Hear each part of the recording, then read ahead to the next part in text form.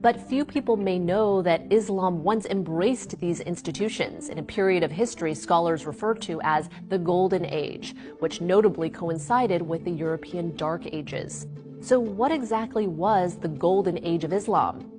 Well, most historians understand the Islamic Golden Age as a period of history under the Abbasid dynasty, which ruled from the 8th to 13th century. At the time, Islam was only about a century old and concentrated in the Arabian Peninsula, the Mediterranean, and North Africa. Once the Abbasids took over and formed a caliphate, the capital was moved to Baghdad, and Islam spread to other regions. The Abbasids were inspired by verses from the Quran and Hadith that emphasized the value of knowledge rather than just religious devotion, and they strongly pushed for advances in science, art, and commerce. One of the most unique features of the Islamic Golden Age was its inclusivity. In Baghdad, the ruling caliph created a house of wisdom. Here, Christian and Jewish scholars were invited to join their Muslim counterparts to share ideas, information, and creative work, which was all translated into Arabic. These scholars carried out a variety of state-funded research projects, resulting in the Islamic world's first astronomical observatory and one of the most detailed world maps of the time.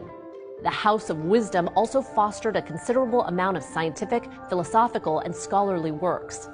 Many Golden Age scholars put their studies to practical use, particularly in the field of medicine and healthcare. Physicians and philosophers wrote medical encyclopedias and textbooks that were used for centuries. One famous Persian physician was the first to differentiate between smallpox and measles. By the 10th century, pharmacies were a staple in most Muslim cities, and hospitals stayed open 24 hours. This era even saw a sort of universal health care, as hospitals were forbidden to turn away the poor. The period also gave way to some of the world's first universities, as well as countless works of art, including architecture, literature, and poetry. The Golden Age also saw the foundation of Sufism, which is a mystical Islamic philosophy that promotes peace, education, and philanthropy.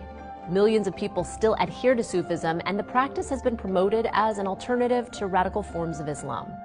Most historians mark the 13th century as the end of the Golden Age, when Genghis Khan and his Mongol army conquered much of East Asia, including the Islamic Caliphate. In 1258, the Mongols destroyed Baghdad and the House of Wisdom, anecdotally throwing so many books into the Tigris River that it ran black with ink.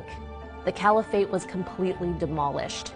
Had history played out differently, there's no telling what Islam would look like today.